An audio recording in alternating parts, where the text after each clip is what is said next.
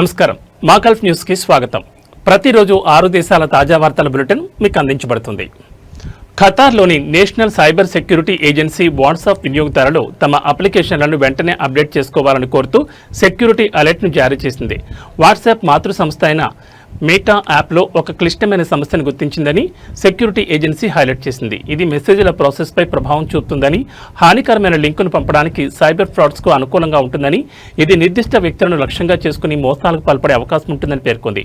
వెంటనే తమ వాట్సాప్ అప్లికేషన్లను అప్డేట్ చేసుకోవాలని సెక్యూరిటీ ఏజెన్సీ సిఫారసు చేసింది.